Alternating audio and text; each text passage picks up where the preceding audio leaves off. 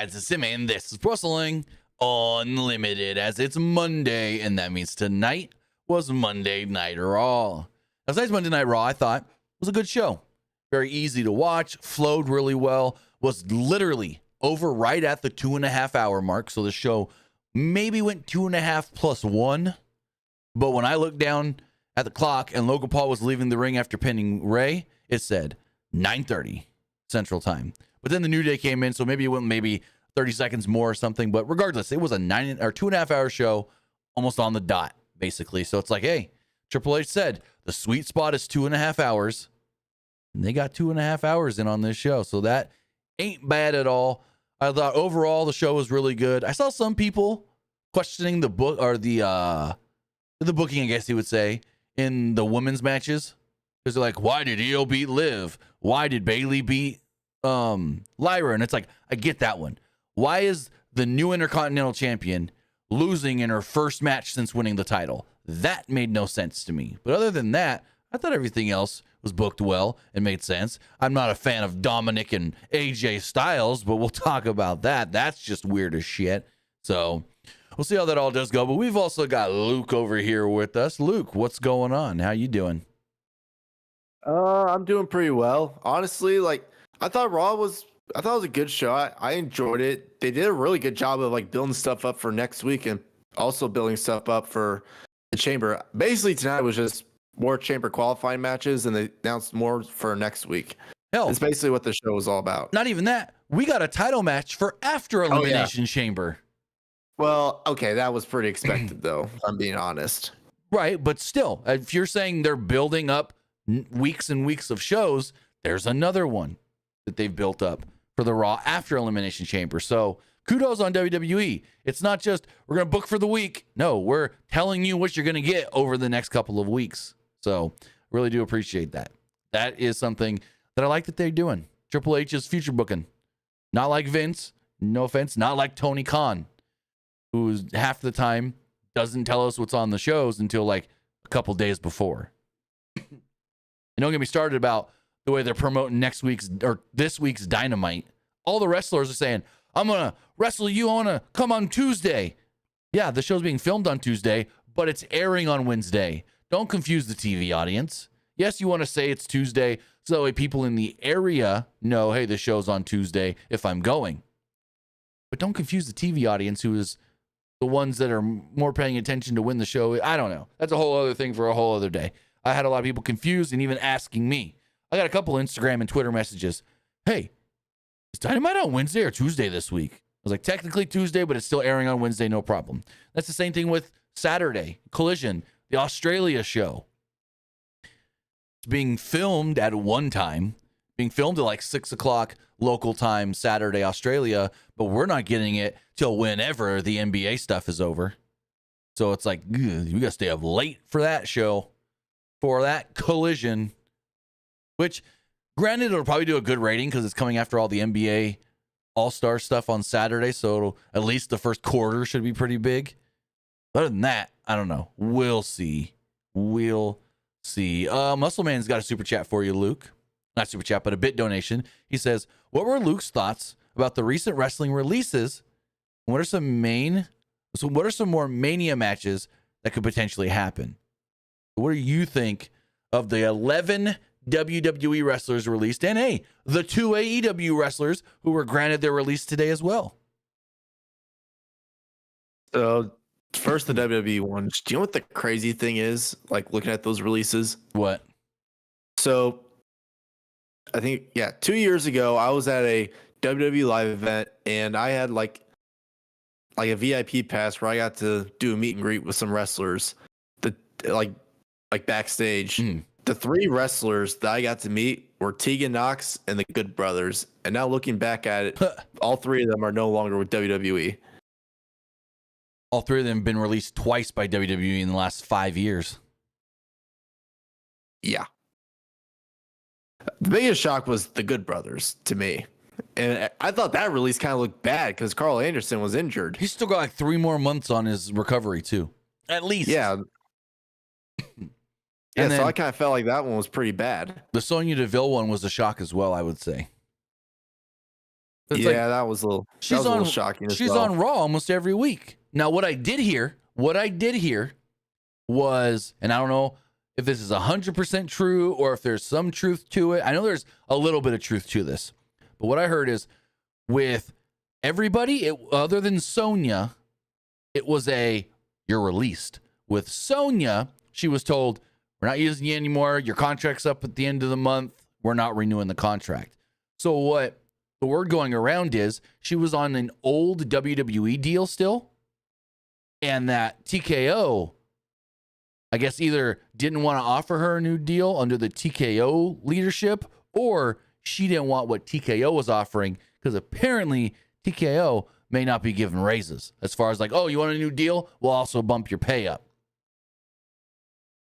When WWE was doing that over the last couple of years, just about everybody was getting an increase. Now I'm hearing, unless you're top half, you ain't getting, if you're getting an increase, it ain't much of anything in your pay. So that is a rumor going around that TKO are not giving as big of increases in pay, and some think that Sonya, and I don't know if this is true, some think that Sonya maybe didn't like what she was offered.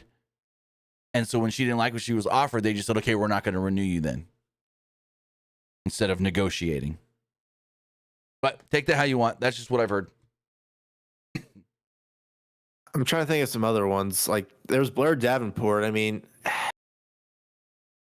I just feel like WWE didn't really have a plan for her even when she went onto the main roster. I feel like she was someone who was in NXT for a while, and they were just like, let's just bring her up to the main roster as just because.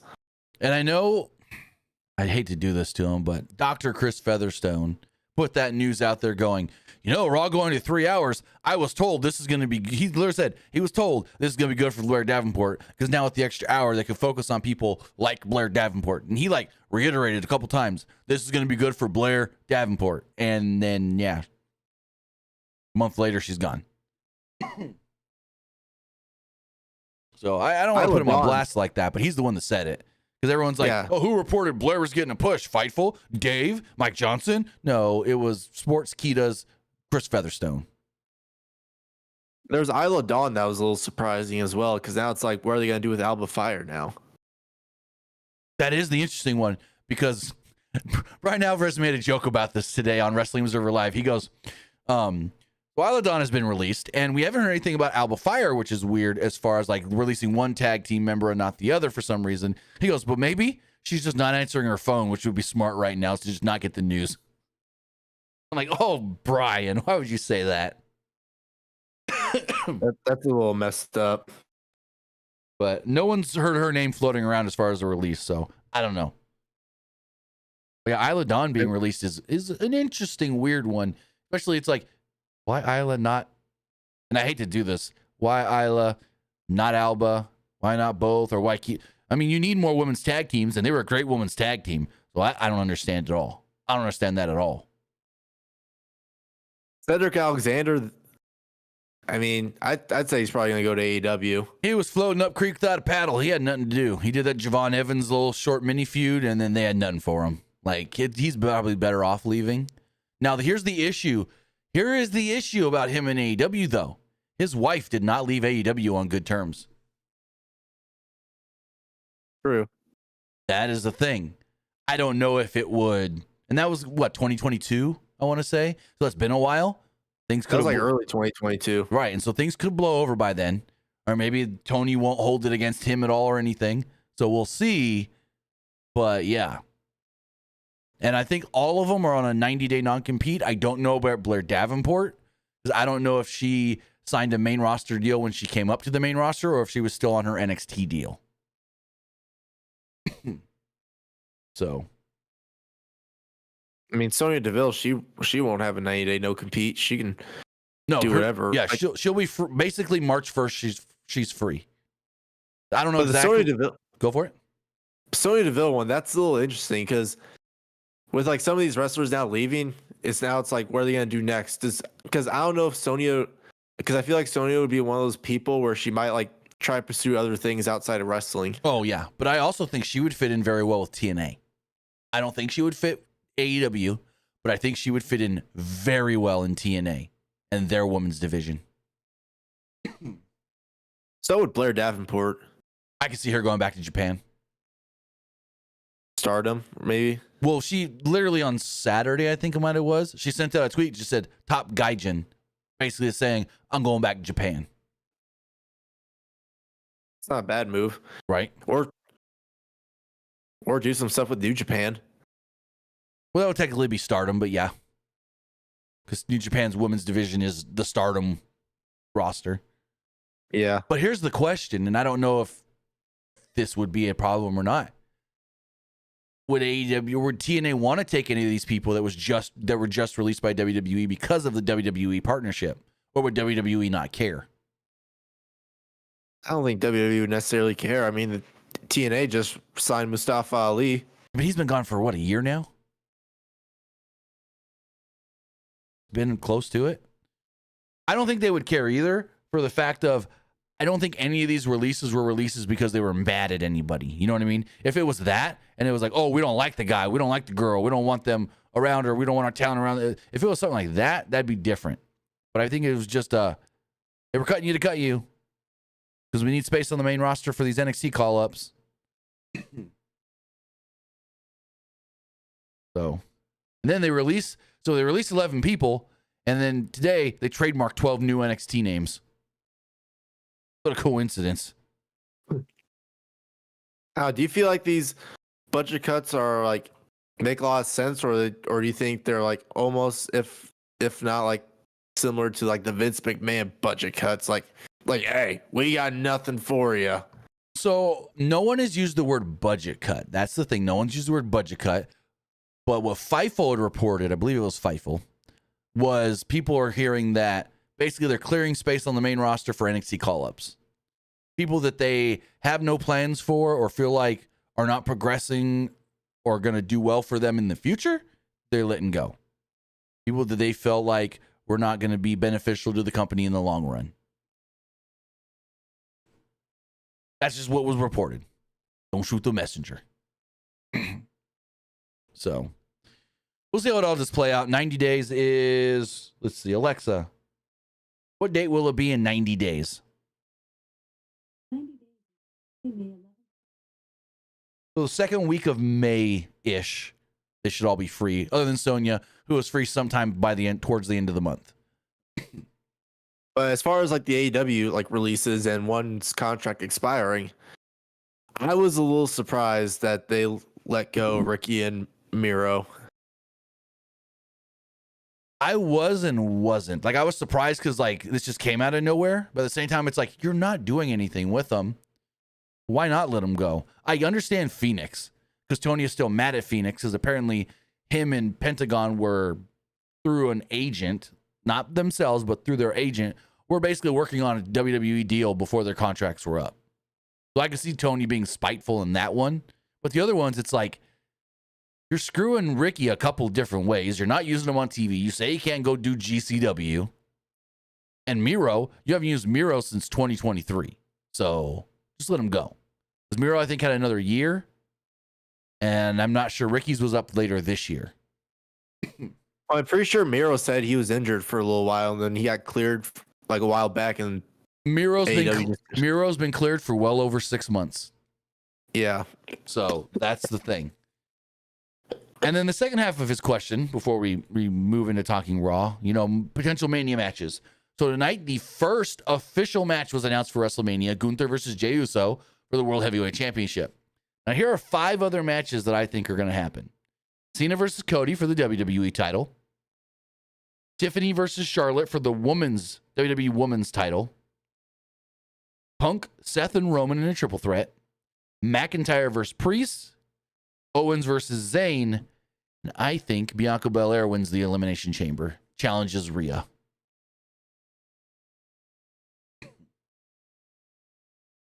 I think other matches could happen potentially. What do you got? I think for the SmackDown tag belts, we can get a triple threat tag with DIY, Motor City Machine Guns, and the Street Profits.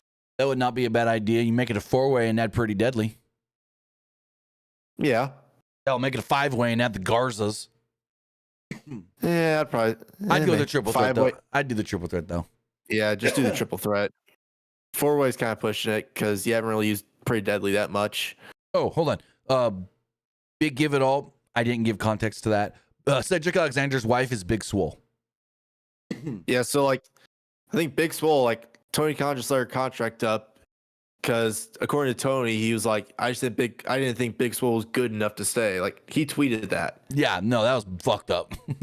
Yeah, that was bad. Then he's like, we're diverse. Our TBS like tournament is very diverse. I just let her go because I didn't think she was good enough to stay with us. Street fight later tonight. So, okay, Ballard says, wouldn't be surprised if Miro returns. Heck, I think he still lives in Nashville. I wouldn't be shocked to hear if Miro was backstage tonight. I thought he like packed his bags and went back to Bulgaria at one point. I know he was in Bulgaria for a while, but I know he's got a home in Nashville. I don't know who got the home in the divorce, if it was him or CJ, but they had a home in Nashville and a home in LA. So I don't know who got that house in Nashville, but at one point he was living in Nashville here in America. And I was like, oh man, they're in Nashville tonight. Is he going to pop up on this show? That would have been the biggest, like, fuck you, AEW. If the day that he gets released, boom, he pops up in WWE television. It would have been funny, honestly. I would have laughed. Right. But like Black, I could see, I wouldn't be shocked if Black's on SmackDown Friday. that would be cool. Because I'm honestly concerned what they do with the mid-card belts at Mania as well. I assume because like Braun Breaker, he's been teasing a lot of people. He's like recently. 4 people. Who do we got? Shinsuke, I have no clue. Shinsuke. Who do we got teased by Braun Breaker? We got AJ Styles, Penta and AJ. Sheamus is still saying, I want another shot. That's 3. Was it Ludwig? No. Ludwig was calling out Penta. Ludwig wanted to fight Penta again. That was the whole thing. Ludwig's like, I'm going to deal with Penta. Him and Pete Dunne still both want Penta. Pete Dunne's getting them next week. I don't know what that's all about. But, yeah. Braun Breaker's got like 3 or 4 different challengers. Shinsuke, he kind of disappeared the last 2-3 weeks. I think it'd be kind of cool if we got Shinsuke versus Malachi Black at Mania. That'd be cool. That'd be really cool. Because with Shinsuke's new like gimmick, yeah. Bring in Malachi Black, have Malachi Black win the belt at Mania. Also, did you hear the Chad Gable rumor about he was almost going to go work matches in AAA? What happened to that one? According to Brian Alvarez, the whole thing, so there's the storyline of Chad Gable is gone for a couple of weeks. He's going on a journey to learn the dark arts of professional wrestling. So according to Brian Alvarez, there was a luchador wrestler that works for AAA that was going to work with Chad Gable, and they were going to bring Chad Gable in to do a couple matches in AAA, and apparently it fell through.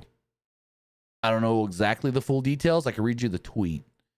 Well, I know AAA, they have that working relationship with AEW. That's CMLL. They work with CMLL now. They did work with AAA when they first started, but now they work with CMLL. Oh, does CMLL not like a AAA now? Oh, they've never liked, those two companies never get along. Them and New Japan, I don't think they like each other either. AAA and New Japan, no, because of the CMLL thing. Yeah. Yeah, no. It's a whole. It's a whole cycle. Because I remember back when Nick Nemeth won the AAA World Title, he had to like immediately drop the New Japan title. So Brian Alvarez tweeted. So he had like kind of hinted on Wrestling Observer Live today. Oh, I heard Chad Gable may go work some matches in AAA for the storyline. I'm like, oh, interesting. But then he tweeted during Raw. It looks like Chad Gable will not be headed to AAA. There was a plan involving a luchador mentoring him, but it may have fallen through. I don't know who that is, what that could have been. Now, I know, and I wouldn't have wanted this anyways, Vampiro used to have a gimmick about the dark arts. I don't know if that was what it was going to be. He was going to be mentored by Vampiro, and that fell through. But we'll see. we'll see how it all goes and what this. I just still hope the Dark Arts thing plays in with Malachi Black. That'd be fun. That'd be cool. But now that Zelina's on SmackDown, I wholeheartedly think that if Black comes back, he goes to SmackDown, and that wouldn't work with Chad Gable on Raw. So I don't know. The biggest question is like, how do you bring him in though? Who else? Malachi Black? Yeah. So if they do something with him and Zelina together, that'd be easy. You just have her doing something, and she starts teasing that she's got somebody coming. But she could. Oh, I got it. So like she does like this whole thing of like I've no longer had the LWO with me. I gotta find a new path, and I just found someone. They'll be here next week. I mean, technically, you could do that you can do that 3 different ways though. Because A, you can have her just bring in Malachi. A, you can put her back with Andrade. B, Alexa Lopez is gone. You can put her back with Legado del Fantasma.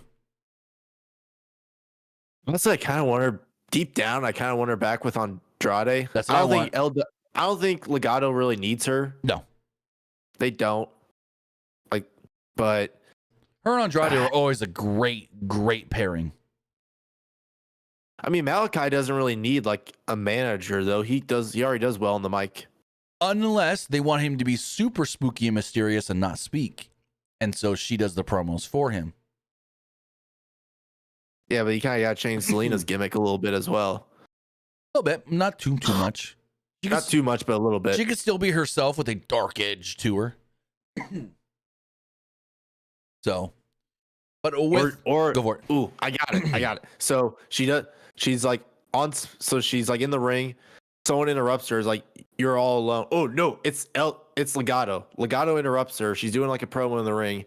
Like, you're all alone now. You're no longer with the LWO. Come back to us. Then she's like, I didn't come here alone. Then they start out with Santos Escobar and Malachi Black feud. That'd be cool.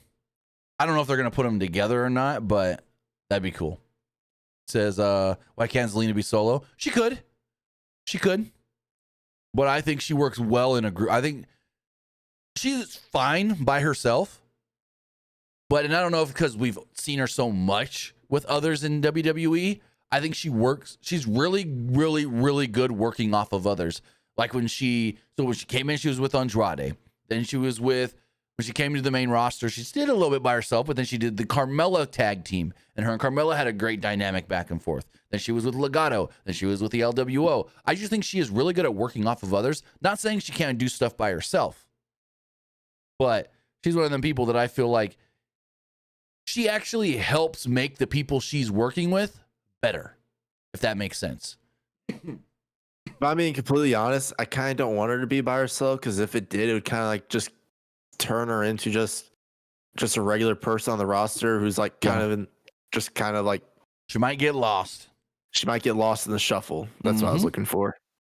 Yeah, I can see that. I don't really want that for her, because I feel like just her being with somebody is like the perfect thing for her, because if she was like by herself, especially now, she would kind of be lost in the shuffle. I can see that. But with all of that, I want to say thank you for joining us here. Twitch.tv/PW Unlimited, YouTube.com/Pro Wrestling Unlimited, and podcast services all around the globe like Stitcher, Spotify, Google Pod, Apple Pod, Anchor, iHeartRadio, and so much more. Remember, if you're watching live on Twitch, you can help us out a couple of different ways. You can either help us out by hitting that donate button down below, or by donating Twitch bits in the live chat. Also, remember, you can help us out by subscribing to the channel one of 2 different ways. You can either subscribe with a tiered subscription, or you can subscribe with Amazon Prime, because remember, if you have Amazon Prime, then you have Prime Gaming. Prime Gaming gives you a lot of cool things like free games, free stuff for games, and you always get 1 free subscription to any Twitch channel you want to subscribe to throughout the month, and I greatly appreciate it if you did right here, Pro Wrestling Unlimited. Also, remember, you can help us out over on YouTube. Hit that subscribe button. That way you know when we post new videos. That way you know when we post on the community tab and when we go live.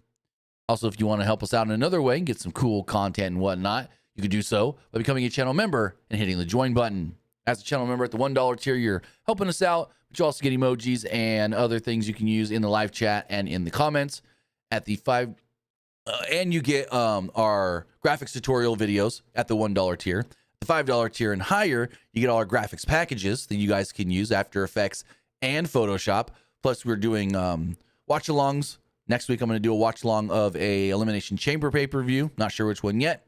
And then we'll also be doing Q&As. I'll do a Q&A. I want to say I'm going to do it next week as well. So exclusive Q&A for members, whether that's a YouTube member or patreon.com/PW Unlimited. And then trying to think of some other ideas for that as well. So just trying to make it worth your buck, whether that's the $1 tier or the $5 tier. And then also remember, if you want to get your comment question read live on the air, you do so by donating a super chat in the live chat. Also, put out an interesting video today. I don't know if you saw this one, Luke. If you guys watched Raw on Netflix in the United States, but had commercials, got a workaround for you. You hear all these people that go, oh, I got NordVPN, I got ExpressVPN, I got Surfshark. And that way I can say that I'm in the UK, or I could say that I'm in Canada and watch the international version of Raw, or Netflix, or NXT and SmackDown on Netflix. Well, I got a video up right now on the channel that shows you guys how to get a free VPN through your either Chrome or Firefox browser, and then boom, you've got god dang international Netflix at no extra cost. I like 2 or 3 people in the comments go, you just saved me $10 a month, or you just saved me this, or you just saved, yeah. So we got that video that went up today as well, showing you guys how to get a free VPN through your browser. It's the only way I know it works. I don't know if this VPN works on a TV, because I had those questions as well. It does not work on a PlayStation. I had somebody ask me, could I use it on my PS5? No. So if you want to go check out that video, we do have that video up as well, showing you guys how to get a free VPN and then not have to pay. All these people going, use our code to get Nord. Use our code for ExpressVPN. You don't need any of that. And we're not sponsored by this VPN either. So I just thought, if I know how to do something that's benefiting me, maybe I can help you guys benefit from it as well. And then also, guys, remember, if you are buying anything off the Epic Game Store, whether that's a new game, an old game, you're getting bucks for Rocket League, Fortnite, or Fall Guys, use this code right here, PW Unlimited. Remember, we do have Fortnite OG Chapter 1 or Season 1 Chapter 2. That Battle Pass just dropped last week, and we should have the Chapter 6 Season 2 Battle Pass coming sometime soon as well, as that season is wrapping up the Hunter season.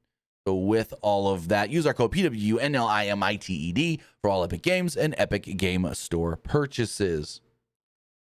As far as Monday Night Raw does go, we have that show to talk about. That, well, once again, kicked off with Jey Uso. They really love starting these shows with Jey Uso. Raw last week started with Jey Uso. SmackDown last week started with Jey Uso. Shit, they should have started NXT with Jey Uso. He wasn't on the show, but still. And Jey kicked off tonight's Raw. Comes out through the crowd, and I loved when he was stopping to interact with the kids. Whether that was high fives or he had that one kid where he's like, ready? And the kid's like, yeah. And then they yeeted together. Then you had the one adult dude where, like, Jay's trying to get this one kid to high five him, and this adult guy just keeps going like this right over Jey. High five me. So finally Jay just goes, all right, and he high fives the guy. I was like, dude, he's trying to interact with the goddamn kids. Don't be that guy. Anyways, oh, did you see what Penta did before Raw? The thing with George Kittle? Yeah, so Penta worked a match. No spoiler or anything. Penta worked a match. Well, I guess it is a little bit of a spoiler, but who watches main event? I don't know who the opponent was, but Penta worked a match for a main event and won, and then brought George Kittle into the ring to celebrate with him. I didn't know George Kittle in the offseason lives in Nashville. I did not know that. I didn't know that either. Yeah, Pat McAfee said, during the offseason, San Francisco 49ers, George Kittle calls Nashville home. I was like, oh, I did not know that. Okay. So that makes sense why he wasn't at the San Jose show 3 weeks ago, because he wasn't in San Jose. That makes a lot of sense. I do love me some good NFL offseason, because now I get to see what my Carolina Panthers can do, like in the offseason. Probably not much. You gonna go sign Aaron Rodgers because he ain't as yet no more. You need a quarterback? Hey, I think we're fine with Bryce Young. Yeah, oh, for sure. He's gonna develop pretty well. We just need a receiver. I was kind of hoping Garrett Wilson, but I don't think they're going to trade him. Speaking of Jets, they're double fucked though, because Aaron Rodgers, they told him you're gone, and because Aaron Rodgers is gone, I am pretty sure Devontae Adams ain't gonna want to stay. They're gonna lose him too. I don't think they'll really care about Devontae leaving. I don't know. He's pretty damn good, He didn't really do much this season, though. but he came in so late. That's why. I think Devontae might go to the Cowboys if they can afford him. I think he goes wherever Aaron goes if it's not the Raiders, because there's that rumor of Tom Brady may want Aaron Rodgers for the Raiders, but I don't think Devontae Adams goes back to the Raiders. What if, now we're getting football talk here, what if Sam Darnold is done with Minnesota and Aaron goes to Minnesota? But they already got J.J. McCarthy, though. But do you know the symbolism there and why that would be so funny if Aaron Rodgers goes to Minnesota? Why? So, Brett Favre, legend in Green Bay. I know what you're... Left Green Bay for the Jets. Played, what, one season with the Jets? Maybe two. Correct me if I'm wrong. And then went to Minnesota. So now the joke is, it's kind of in the cards for Aaron Rodgers to go to Minnesota. But, yeah. He's basically like the modern day Brett Favre. Apparently they were saying today, if he wanted to, he could retire now and be fine because he's made more money than any NFL player in history. He should, honestly. I just don't think he wants his legacy to be remembered with those 2 seasons with the Jets. You know what I mean? Yeah, but a season where you got injured in game 1 and didn't play the season, and then the next season you only won 5 games. That's the thing. Like, does he really want to go out like that? I mean, I don't think he's got any other option. I think he may have multiple options, but we'll have to wait and see. According to Pat McAfee, he said, when this news came out yesterday about Aaron, I reached out and was told Aaron is out of the country. He will be on your show as soon as he gets back. Apparently, when Aaron Rodgers was told, we're done with you, he went on vacation outside of the United States and discommunicated himself from people like Aaron Rodgers likes to do. He'll actually just go off by himself and say, don't call me, don't text me, don't contact me till I'm ready. Weird fella, I will say. That Aaron Rodgers. Weird fella. Yeah. All right. We got to get back to the Raw. So, as far as this opening segment does go with Jey Uso, he comes down to the ring and he does the yeeting and the this and the that with the kids and everything. He gets back in the ring and the crowd starts chanting one more time, one more time. And I think this is going to be a thing for a while because they let it happen last week. Because they let this happen last week, now every crowd when Jey comes out is going to start chanting one more time, one more time, one more time. But I don't know if it was the plan or not. It worked perfectly for what they wanted to do.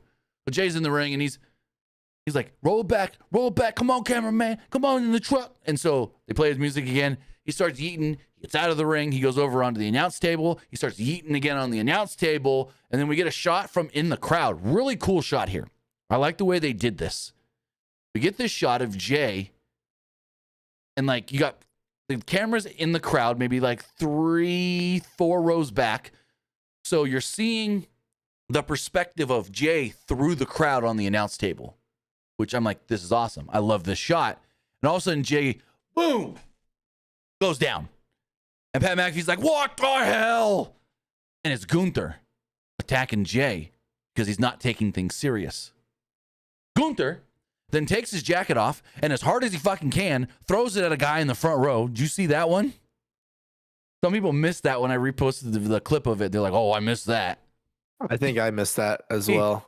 Took his jacket off like as pissed off as you can, balled it up and whoof, like a freaking MLB pitcher at some guy in the front row. I don't think it was intentional to hit the guy in the front row, but I wonder if the guy kept the jacket or not as a souvenir. Anyways, he attacks Jey Uso on the announce table, tosses Jey into the ring and hits him with a hard power bomb. He then urges Jey, don't do it. Don't choose me at WrestleMania. He shoves him aside. Security comes down. He gives him another power bomb, and eventually he goes to leave. Then we get the old Undertaker Jeff Hardy spot. Now, if you remember, Jeff Hardy one time challenged the Undertaker for the WWE Championship in a ladder match on a Raw. Undertaker beat the ever-loving crap out of him and won the match. Undertaker's, I think, only ladder match. Well, the match is over. Undertaker's going to leave, and Jeff grabs the mic and goes, "You haven't killed me, Undertaker. I'm still here." And Undertaker gets all pissed off, goes back into the ring, but instead of beating his ass again like Gunther did to Jay, he goes in there and raises Jeff's arm in respect. So, on the opposite side of it, Jay grabs the mic and goes, "Oh," and Gunther's at the top of the ramp going, "Don't do it, Jay. You better not do it. I know what you're about to say." And Jay's like, "Me, you, WrestleMania." And Gunther gets pissed, goes back down to the ring. But before he can get in the ring, Jay knocks him off the apron and wipes him out with the dive. Security then separates everybody. Good setup for this match. It's what we all expected. Exactly what we all expected. But yeah, we're getting Jay and Gunther for the World Heavyweight Championship at WrestleMania. Does it main event either night? I'd say it'll probably main event night one. Really? You think it main event? Seth, Roman, and Punk is the night one main event, and Cody and Cena's night two. Or you can flip them. You can flip either way. I think Cody and Cena night two, but you can flip it either way. Punk's getting his main event this year. So, where do you put Jay and Gunther then? Do you think that's going to... I would say it's either going to main event or kick off a show. Here's the hard part. If Jay's winning, I think it should be a main event, though. Because think about it. If Jay wins and that crowd, however big that crowd's going to be, 60, 65,000, yeet their asses off afterwards, then they're going to be tired for like 2 or 3 more matches. They're going to gas themselves out yeeting for a good 5 minutes if Jay wins. And I think the reason Jay lost to Gunther at Saturday night's main event but got so many close near falls is because he's winning at WrestleMania, and he can go, "I almost beat you once. I know how to do it now, and I'm going to do it." You've kind of already said it. I think Jay wins. I think Jay wins the World Heavyweight Championship. Yeah, but I feel like he should main event night one because, like Triple H always says, the biggest story gets the main event. Exactly. I feel like that match is a bigger story than the triple threat Punk match. Well, actually, we don't know the story of that match yet, though. What if this plays into the favor? CM Punk, Paul Heyman favor. And that becomes the bigger story. I feel like that story might just lead into SummerSlam, though. Maybe, but I don't know. Because I think it'd have to stretch off till SummerSlam, in my opinion. Alexa, how many days till April 19th? April 19th. So we have 68 days till WrestleMania. So we got time to build things up, but I don't think this main events. I don't think, unfortunately, Jey Uso and Gunther will main event. You know, if Cena wins the Elimination Chamber, he's getting one of the nights, like regardless. Cody is getting a night. So whoever challenges Cody is a main event. I'll just say that. And I'm pretty sure it's Cena. It's got to be Cena. Yeah. Because I think the rumor was that ever since Rock couldn't work Mania, they said, "All right, Cody, you're getting Cena." Well, I heard that Rock was never in play for WrestleMania. It was always just, hey, if Rock eventually tells us he wants to do it, then we'll change plans. But since before Bad Blood, the plan has been Cena Cody. Since before Bad Blood. And that was October. Did you hear the rumors that Rock was reportedly upset that there were reports saying that he couldn't work Rumble or Mania? That wasn't a report. That was him actually saying, don't believe the rumors. Which is weird because him and Dave actually have at least they used to have a real friendship. Because Dave was friends with his dad. So it's like him trying to shut down and debunk Dave like that when Dave was 100% completely right is weird. Especially when he responds to a Jonathan Coachman comment of all people as well. Yeah, no, Dave, back in the day, had a relationship, friendship, I guess you would say, with Rocky Johnson. And so in turn, he's said it before, I had plenty of phone conversations with Dwayne. So, moving forward, after we had this great opening segment, also I want to thank Steve Kyer for subscribing as a member on YouTube. Really do appreciate that. Kathy Kelly interviews Rhea Ripley backstage. I thought Charlotte Flair was wasting everybody's time by not making her decision for WrestleMania. Io Sky and Dakota Kai interrupt. Sky told Rhea, "You cost me my spot at WrestleMania. Now, quote, I'm coming for you." Rhea's like, "Well, I look forward to it. And we know we're getting this match in 3 weeks. We're getting this match on March 3rd. March 3rd, then the Raw after Elimination Chamber." Here's a good question from Steve Kyer. Do you think we could see Ricky Starks at NXT Vengeance Day? I would say if he does, he's probably just gonna like sit in the front row.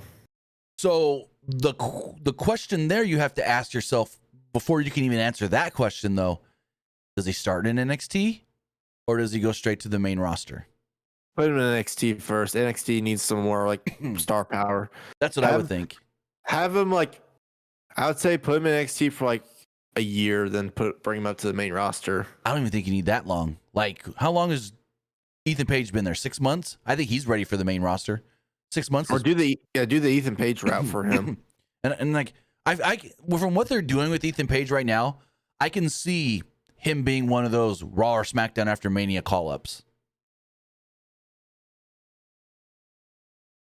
I'm honestly curious to see what they do for Ethan Page on the main roster. Me too. But I can see like they're slowly phasing him out of NXT, it feels like. Like Roxanne, she's main roster. Screw whatever she's doing. She's already called up, yeah. I'm pretty sure. Screw whatever she's doing this weekend. She's gonna be wrestling she's gonna beat Raquel and be in the Elimination Chamber March 1st. I could I'll put money on it that she beats Raquel to be in the chamber. Because Julia's gonna beat her and Bailey on Saturday. Is it Saturday or Sunday? The NXT show. I have no clue. It's a good question. I should know that. That card, I'm not really impressed with that card. I'm not really that much either. The triple threat match for the NXT Championship, really? Yeah. Freaking A-Town Down Under. What? You think people want to see like A-Town Down Under versus Oba Femi? Saturday. No, I don't. Like, no. The draw of that show is the women's triple threat. Bailey, Roxanne, and Julia. That should be the main event. Oh, yeah. But I feel like they're wasting Oba Femi, to be completely honest. Well, who's Tony D? Is Tony D defending his belt as well? Let me look it up.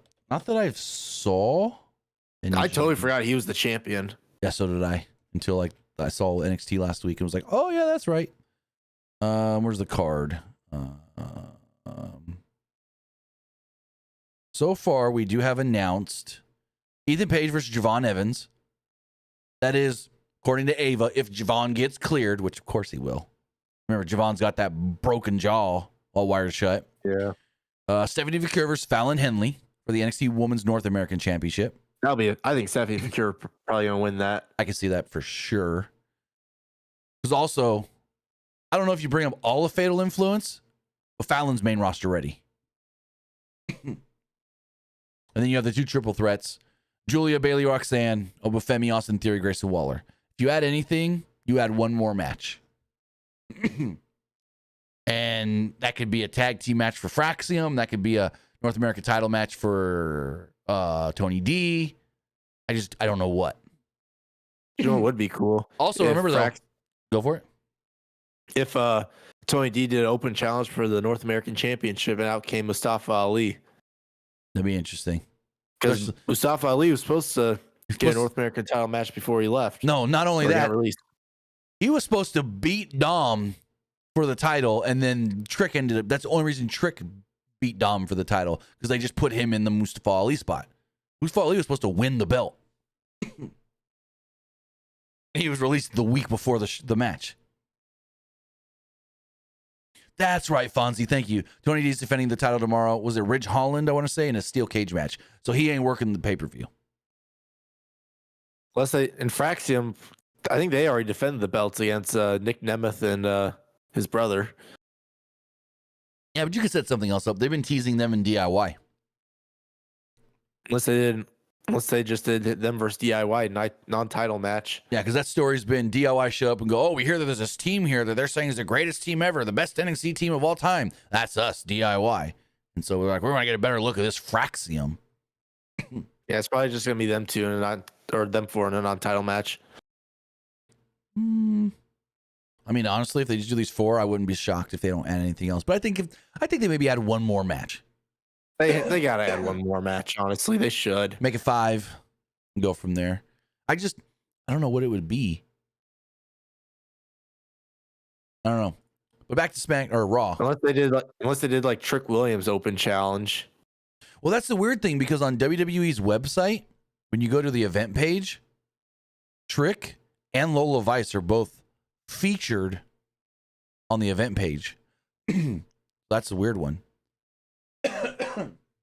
Yeah, I have no clue then. Unless Trick Williams shows up at the end of the show, like to challenge Obafemi for Stand and Deliver. And that would be a pretty good match, but it's like Trick just needs to come to the main roster. That'll probably be Trick Williams' send-off. That'll probably be his last match in NXT. Also, do we think that A-Town Down Under splits up during that triple threat? You think that's their split up? What if they like knock out Obafemi and they're like arguing who's gonna like take the pin? They've already been Like- doing that. Because like Grayson was like, I'm gonna come out of this match as a champion, and Austin Theory goes, what makes you think I'm not gonna come out of this match as a champion? So like they've already been teasing something. And then Austin Theory finally stands up for himself because he's the one who's been like taking all the losses for Grayson Waller. Yeah, and here's the other thing. They've been teasing breaking up for a year now. They've been teasing breaking up since right before last year's Elimination Chamber in Australia. So that's the crazy thing. So moving forward, Liv Morgan cut a promo during the break, stating her intentions to win the Elimination Chamber. Also, here's an interesting thing. When you're watching the international Netflix and you see something during the break, if you get past the break, you can't rewind. You can't rewind what you saw during the break. You have to rewind before the break, and then it just skips the break over once it starts playing again. So, because there was a line Pat McAfee said later in the show where I'm pretty sure he told Michael Cole that sometimes he's out here calling Raw high. So I'm like, what the fuck? I need to rehear that. But it was right before they came back from break. So when I went to rewind it, it wouldn't rewind. So I like pulled the playhead back, and it pulled it back to before the break. And then when it got to the break, it skipped right back to live. But basically later on in the show, it was right when CM Punk was coming out. Michael Cole said something about like Pat and his eyes and whatever. And Pat goes, well, you know, Cole, sometimes I'm at a higher altitude than you when we're out here doing this. What does that even mean? Basically, he's saying, I'm out here high calling Raw sometimes. So, yeah. Now, because we can't go back unless I'm going to look.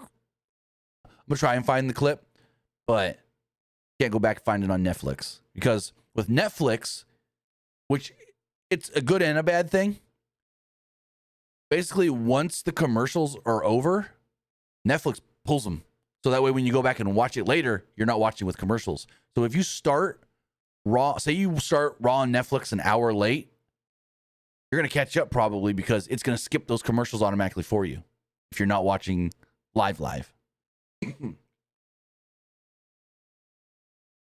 But anyways, Liv Morgan cut a promo during the break. Basically, she just said, I'm going to win Elimination Chamber. And I've been in more. I didn't know this one. She said she's been in more Elimination Chamber matches than any woman in WWE. They also told us tag titles are on the line tonight. I go, when the hell was this announced? Well, it wasn't announced. They're just saying it now. Creed's randomly getting a title shot. What the shit? So then, Yeah, that made no sense whatsoever. Yeah, no. So then we had a 15-minute tag match, which was actually pretty good. I just hope Liv didn't actually get hurt because like she got busted open and then laid there for a while very awkwardly while the other three women were doing spots around her. That was weird and didn't look good. Because it's not like she crawled to the corner or she was trying to sell. No. Raquel's doing spots with Io and Dakota, and Liv is just laying there, not moving, kind of slowly rolls over, and then gets her kind of bearings about her.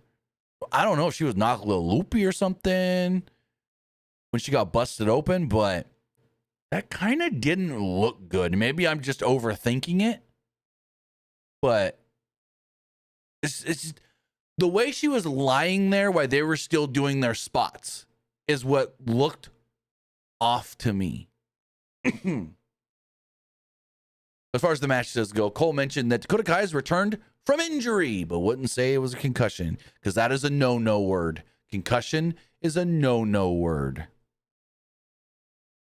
So Rodriguez dropped Sky and Kai awkwardly in separate spots early in the match. The heels worked over Sky until Kai made the tag.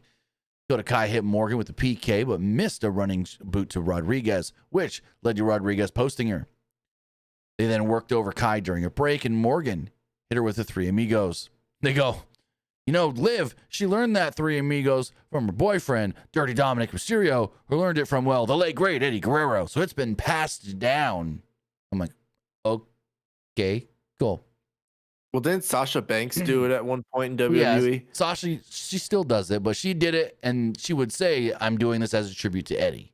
But, I mean, you've got that connection there of Eddie and Dom's connection, and then Dom and Liv's connection. Hence why he said it's been passed down.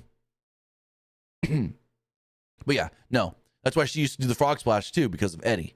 That was her favorite wrestler of all time. Sky made the hot tag after the break and wiped out both opponents with the suicide dive. Sky then hit Morgan with a great missile dropkick and a Meteora in the corner for a 2. Sky went for a Meteora again, but Rodriguez pulled Morgan to safety. Rodriguez and Morgan then hit a combo elevated code breaker that looked very, very, holy crap. I thought Io got hurt here because the way Io went face first into Liv's knees off of this was like, oh my Jesus Christ. And then Io grabbing her face and nose. I'm like, she broke her fucking nose. Nope, she seems fine. She seems fine. But referee checks on her very quickly. He tags out and Dakota Kai's in the match. Kai's in and hit Morgan with a chiropractor for a 2. Morgan then hit Kai with an oblivion, but Sky broke up the pin. Hit a running knee. Morgan was then busted open here from the running knee. Like, Io, I don't know if this was Io just being Io or a receipt. Because Io laid this freaking knee in and busted Liv open. It was gnarly. This was like Stardom Io laying shit in. Kai hit Rodriguez with a running boot. Morgan then took out Kai with a code breaker. Sky then rolled up Morgan, and Morgan kicked out at 2. Morgan and Sky then had an exchange here, which led to Sky hitting a double foot stomp, kick to the head, and a moonsault over the moonsault, pinner, and pick up the victory.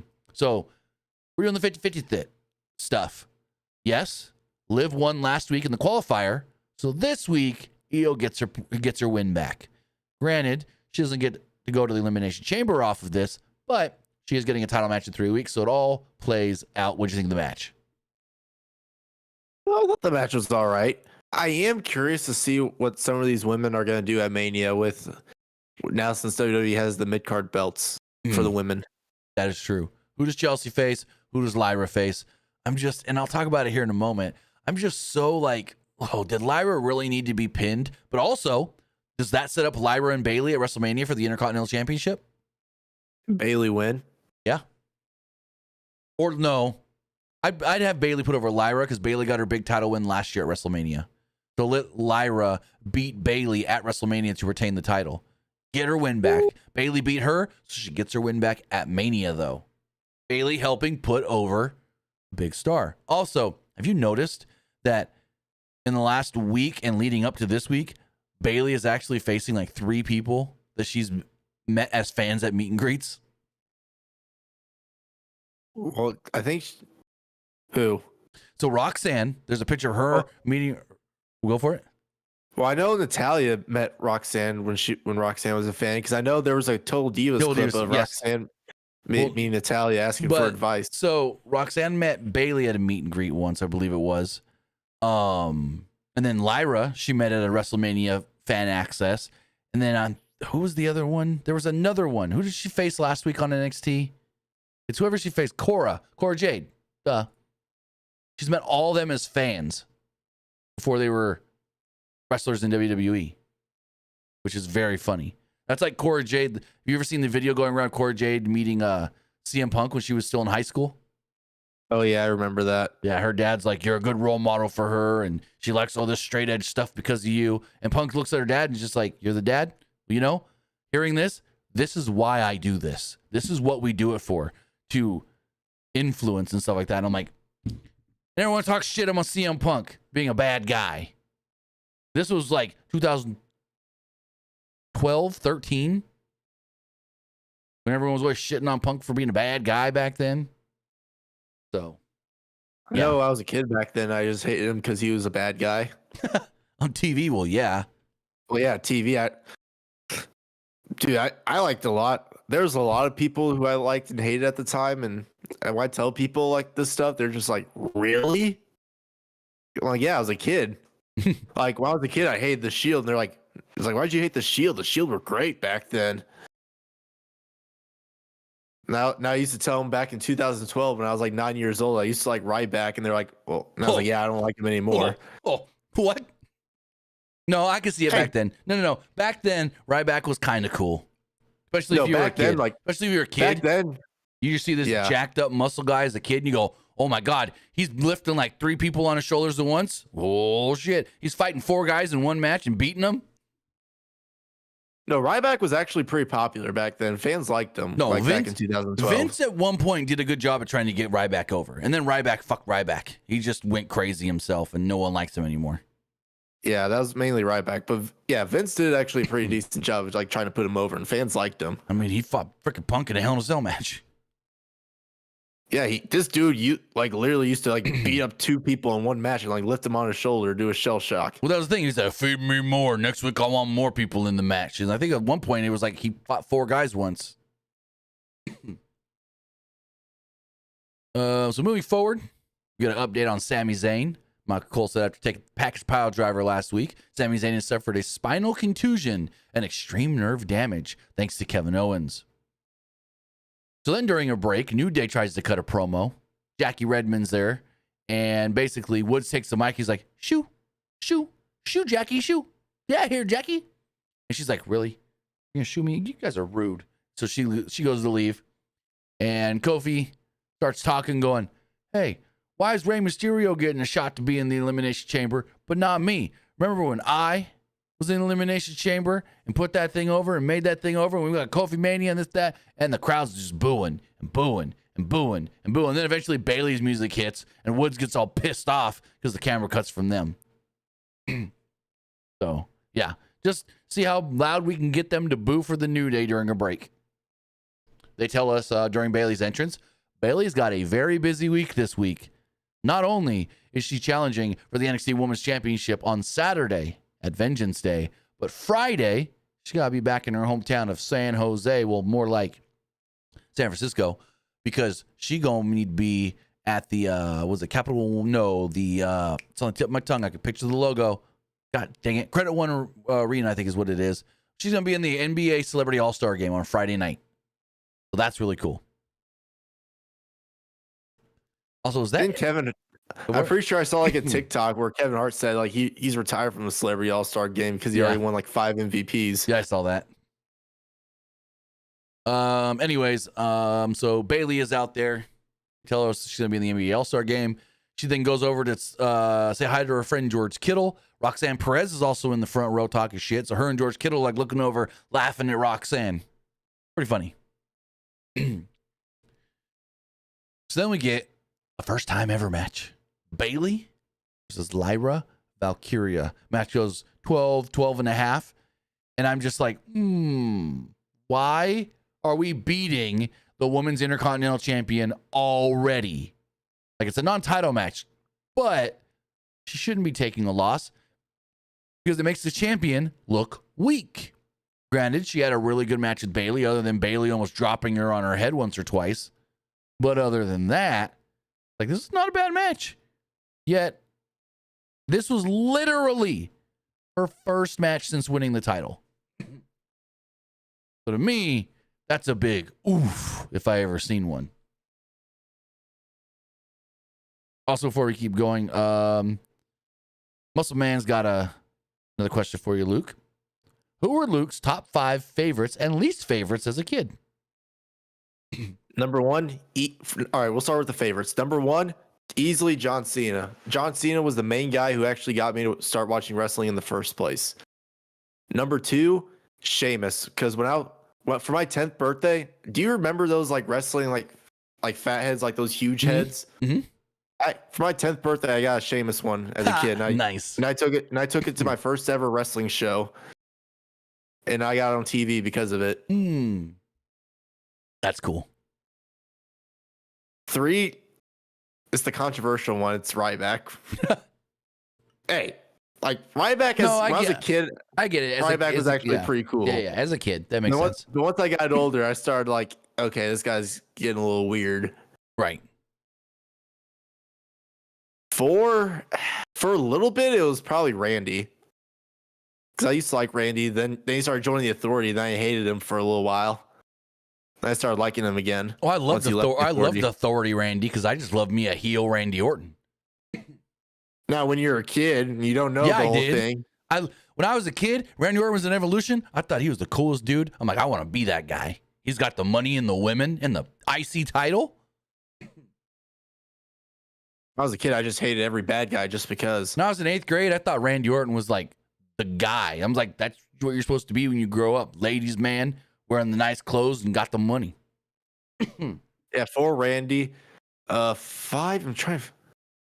Oh, 5 was Kofi. I used to love Kofi when I was a kid. Just like Intercontinental Champion Kofi. I loved him. Like Jamaican Kofi or... Yeah, Jamaican Kofi. I loved Kofi as a kid. What happened to your accent? Like a Triple H. Like 2012 when he beat Miz on main event for the Intercontinental Champion, I was so happy. Remember when he destroyed Randy Orton's custom NASCAR? Yeah, I remember that. Now for the least favorite. I would say 1. Doesn't have to be any specific order, just your top 5. Probably Wade Barrett. I hated Wade Barrett when I was a kid. Got some bad news for you. Yeah, 2, Cesaro. Really? I mean, I could see it. What are you going to go through all the League of Nations minus Sheamus? You're 2 in. Cesaro wasn't in the League of Nations. Was he not? No, it was Sheamus, Rusev, Del Rio, and Barrett. Oh, I could have swore Cesaro was in that as well. No, he wasn't. Who's your number 3? Number 3? Would the Shield count? If you didn't like him, yeah. Yeah. Yeah, I'd probably say Shield. 4, probably Jack Swagger. Jack Swagger? Who said that? That's his freaking lisp. Jack Yeah. Swagger. We the people. And 5, Del Rio easily. Alberto Del Rio. I feel like a lot of kids probably hated Del Rio back then. I don't know. I kind of thought he was cool as a kid. Like in high school, I was like, this guy's kind of pretty good. Give it all says Brock Lesnar when he beat the Undertaker. Undertaker said on his podcast last week, Brock shouldn't have been the one to beat him. He said it. He's like, I'll still say it to this day. Brock probably wasn't the one to beat me. Shouldn't have been. I mean, as a kid, I thought like Brock just destroying people was kind of cool. Do you know the first person to ever take an F5 from Brock on WWE television? Who? Maven. And Maven actually, I guess you could say, got Brock to laugh or whatever. Like he broke Brock a little bit because apparently like earlier in the day, Maven went up to Brock and was like, hey, so we're going to do this move, right? Do I need to like push myself off of you, give you a little like help or whatever? And Brock's like, don't worry about it. I got everything. He's like, Brock is the easiest person to work with. and the lightest person. You think Brock is going to like throw you down, slam you hard. You don't feel any of it. It's like Brock was so easy to work with. Oh yeah, honorable mentions for both lists. For the liked one, Santino Marella. When I was a kid, I used to love Santino. I love a Santino Marella. Me and my buddy would just watch YouTube compilations of different like minute Santino skits. Like the one when he was rapping to Beth Phoenix, or the one when well, there was one when he was making fun of Batista, and he goes, "I'm a Demanimal, and I shoot the lasers out of my arms." And then Batista's standing right behind him, and he goes and he hides behind Beth really fast. Or where he would like mispronounce everybody's name, like John Chandler. John Chandler. Donkey man. Or I like the one when he was looking at Kelly and he goes, "You Kelly. He's like, "How many Kellys are there?" No, I love Santino. Which I was shocked they didn't get Santino for the Rumble this year, especially since like the TNA partnership. Because he's their like GM basically, or authority figure. I don't know. I thought it would have been funny. And no, they would have like did the Santino like thing again, eliminate him. They're like, and he's like, "Oh, dang it, not again." I wasn't ready. Dude ain't even Italian. He just does a good act. Do you think he'll be in the Hall of Fame? One day, I can see it. One day. And they get down to like, man, we need somebody. I mean, they put Coco Beware.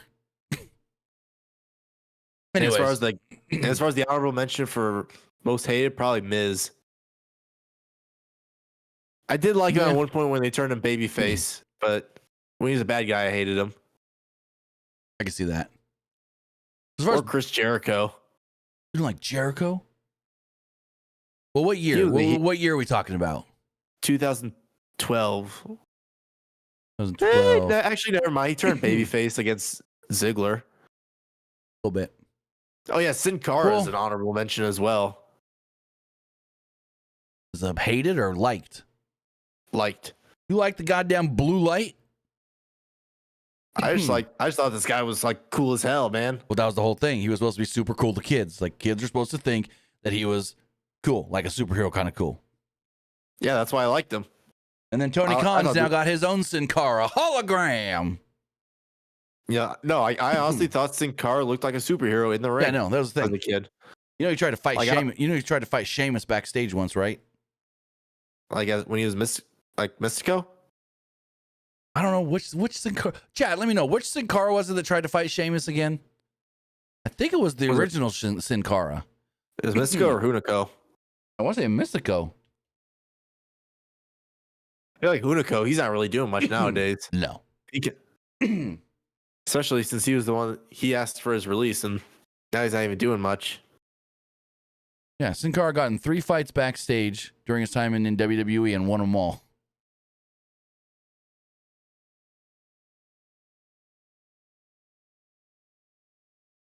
He says one time he punched. It turns out he. She punched Sheamus in the face one time. Well, Sheamus was getting his ankle taped. But there's like a story of like them, I think, on like an international tour or something. And him and Sheamus got into it. I don't know exactly. I'd have to go back and look. I haven't heard that story in a while. Anyways, as far as Lyra and Bayley. So Bayley hit a sunset flip bomb, and Lyra's head whipped so hard off that middle buckle. Lyra then got her knees up on a Bayley elbow drop attempt. Valkyria then went for a tornado DDT, but Bayley turned it into a Bayley to belly, got a near fall off of it. Bayley hit a running knee strike, and then a suplex of sorts for a near fall. Almost dropped her on her goddamn head. No, that was later when she tried to do Lyra's move to her. Excuse me, all of a sudden I got the hiccups. They fought on the apron at one point, and Lyra hit a tornado DDT and a fisherman's suplex on the outside. Valkyria then hit a fisherman's suplex in the ring. Got a 2 off of it. Valkyria headbutted Bayley off the top and followed this up with the leg drop as Bayley was draped over the middle ropes.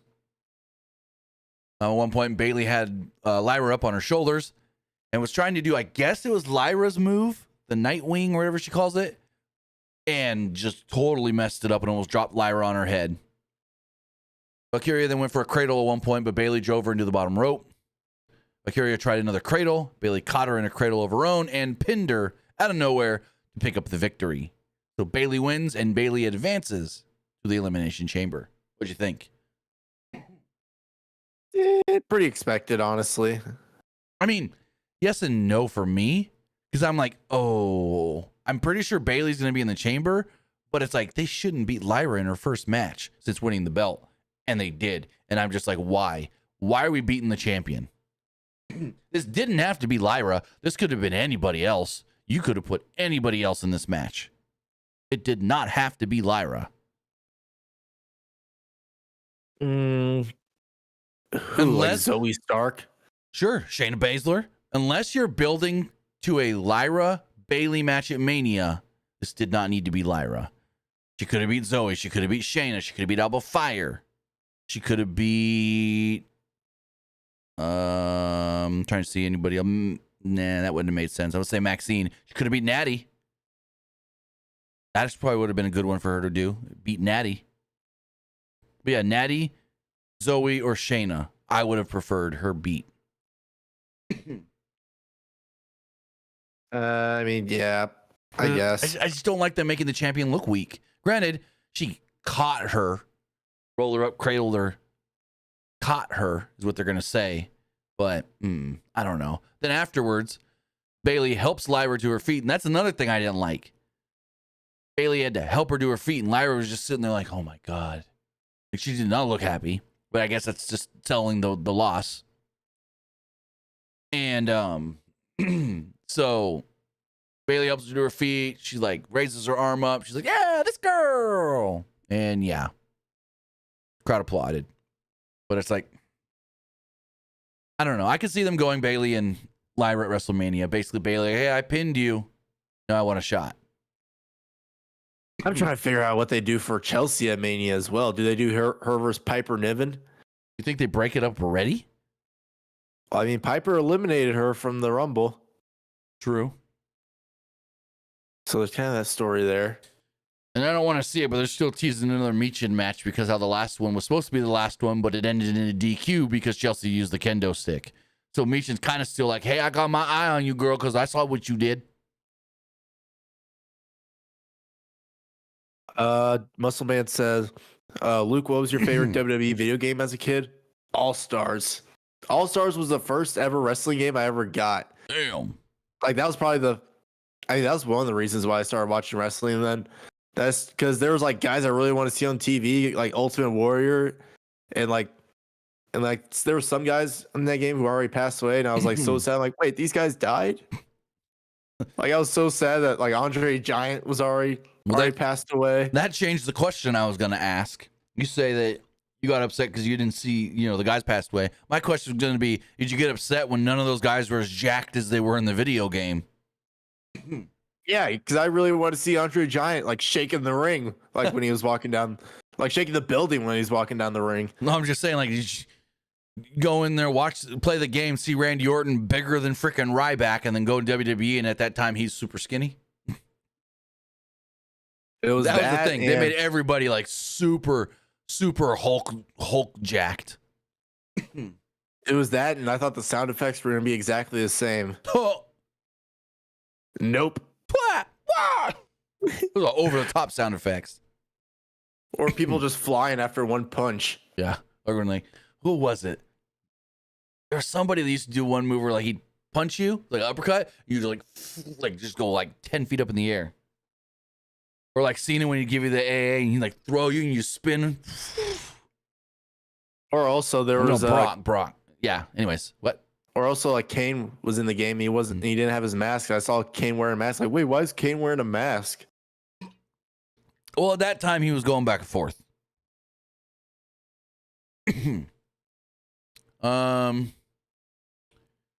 So then we got a very interesting segment during the break. We got the McAfee Minute. This whole thing was weird, but not too weird because Pat does this a lot. So it was weird because the way it was filmed. Basically, they had this graphic on the screen that kind of looked like graphics they used for the Pat McAfee show with like the brick background. But then like the middle of it was, for anybody that doesn't know, masked out, which means you cut out on video or a photo in like Photoshop or After Effects or your Premiere Pro, your editing software. You mask out an area that you want the video or the back, something to show through. And so it's Pat, and he's hyping up the crowd in Nashville and then gets them to sing Michael Cole Happy Birthday. And he does this a lot.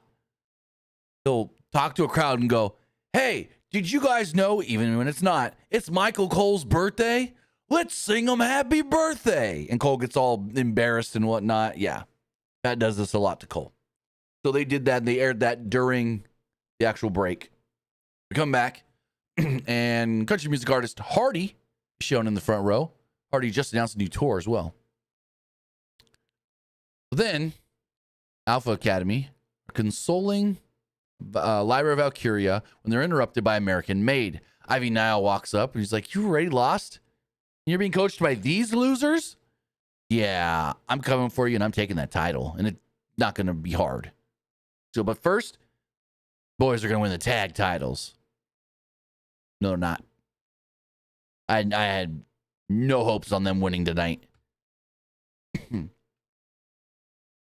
we get AJ Styles. AJ enters the ring, and the crowd pops big. He spoke about how, I was here 4 months ago, and I was all super hyped up because Nashville used to be my area, my stomping grounds. But then I suffered what some thought would have been a career-threatening injury. But I woke up the next day and knew I still had gas in the tank, still had something to prove. He said it was hard to come back, but anything worth doing is going to be difficult. He announced that he's back. He has a long list of things to do. He also wanted to remind the locker room that he is still a phenomenal AJ Styles when out comes Carlito and Dominic Mysterio. They come out and they get the heat. They get the boos where they can barely speak. Both of them, actually. Dom tries to speak, and they're booing. So he's like, Carlito, tell him to shut up. And Carlito starts yelling in Spanish. Just like earlier when Liv told Raquel, tell the crowd who I am. And Raquel starts talking in Spanish. So very interesting. So, they're trying to talk. And Styles starts talking about the Judgment Day and this and that. And said, a lot has changed. Where's Rhea? Where's Damian Priest? Oh, they don't like you anymore. He wondered, what's going on with Dom. Sal said, no matter how much has changed, Dom was always just Ray's punk ass kid. I thought that was funny. Dom then tried to cheap shot him, but Styles blocked it. Styles fought off Carlito. And also, he made fun of, he's like, I see some guy out here. He says something about purple skinny jeans. And he goes, yeah, I'm talking about you, Carlito. Carlito's like, excuse me, what? It's funny. Carlito flipped out. But AJ fights them both off, basically. Dom tried to go for a 619, but Styles chased him out of the ring. Styles then gave Carlito a phenomenal forearm, and that's where it all ended. We then learned later that it'll be, excuse me, Ray and Dom next week. I mean, not Ray and Dom, AJ and Dom. Any thoughts on the segment? Yeah. It's kind of just there. Yeah, just a setup for next week. This is Honestly, I think I'd love to see AJ Styles versus Logan Paul at Mania. that'd be pretty good.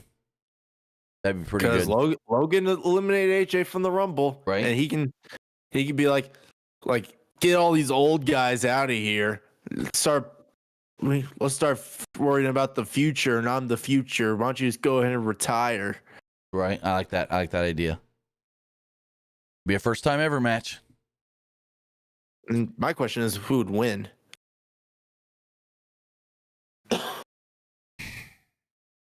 AJ. Yeah, probably. Unless the plan is for Logan to go for the world title, because he said he wants the world championship. When he said, I'm coming to Raw to win the world heavyweight championship. So unless that's the case, Jay wins the world title and his first defense is against Logan Paul. Then Logan would have to. Then Logan would have to win WrestleMania. I was kind of thinking if you'd build towards him getting another shot at the next Saudi show. Logan? Yeah. Well, we don't. Here's the thing: we don't know if there's a backlash because WrestleMania is so late in April. We don't know if there's a backlash, and then we'll have King and Queen of the Ring, and I want to say June in Saudi.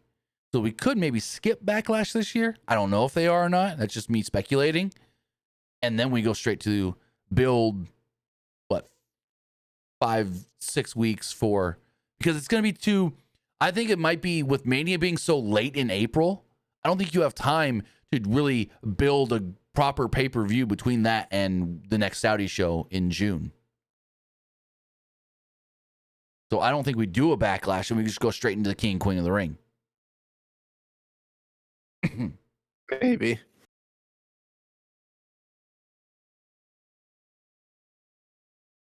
Trey says, weren't we supposed to get backlash in May? No one said that. Like, literally, no one has said we were supposed to.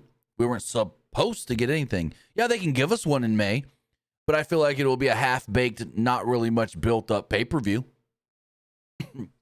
At least when they would do WrestleMania the first weekend of April, you've got all of April and half of May to build that up. Now you're going to have like a week and a half of April and a couple weeks in May. But then what? You're going to do King and Queen of the Ring late in June instead? So I don't know. I could be completely wrong on that. But I just have a feeling maybe you skip Backlash this year. Or you just push it to later in the year.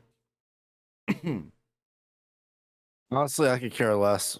Because I don't want it to be like it's been in the past where it's just a bunch of Mania rematches or just nothing happening things. Like, yeah. There's been a couple of them where it's just like, meh.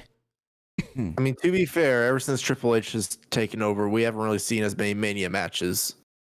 True.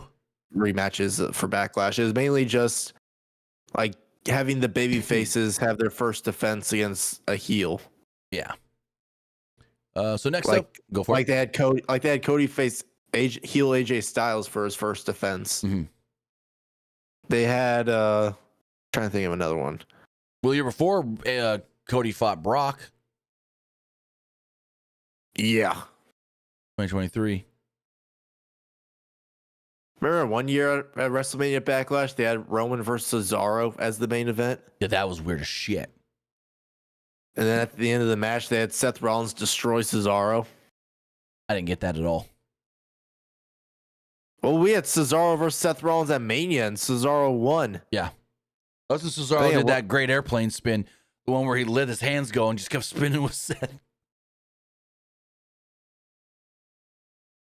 But yeah, no, I don't know. I can see them skipping the Backlash.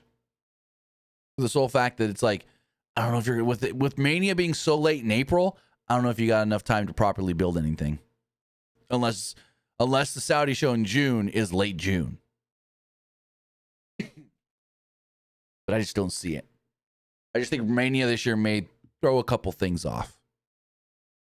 Now, granted, you could just do Backlash. Well, I'll save that. No, Money in the Bank Germany is what I think. That would be July. Just, Nick Khan teased potential another show in Germany this year because it went so well last year with Bash in Berlin. Honestly, if we get another Germany show, I really want to see Gunther versus Dragunov. That'd be cool. People would be peeing their pantses for that. Right. So this is when we get the official announcement. Gunther will defend the World Heavyweight Championship at WrestleMania against Jey Uso. We see WWE's WrestleMania graphics for the first time, and they kind of did what I did. I'm not saying they stole my idea or anything. They probably have had these graphics good and go for a while, but they did the playing card thing.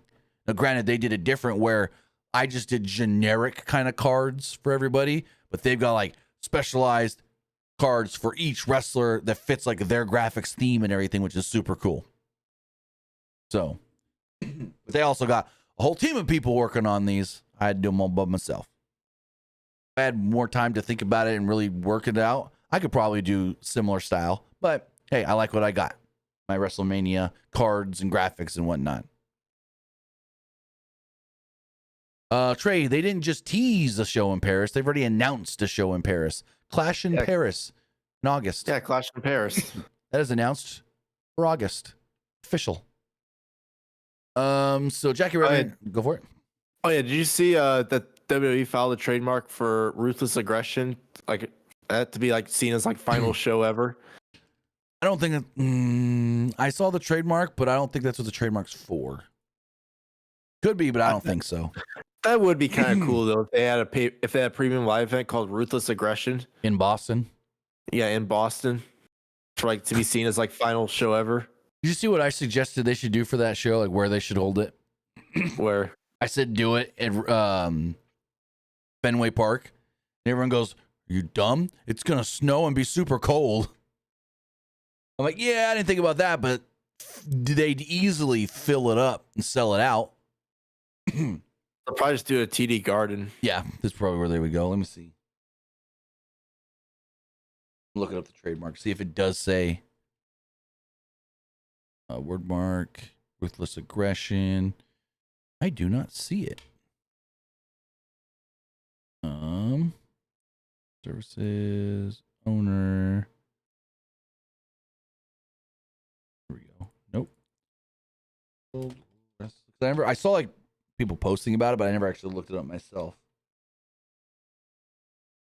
I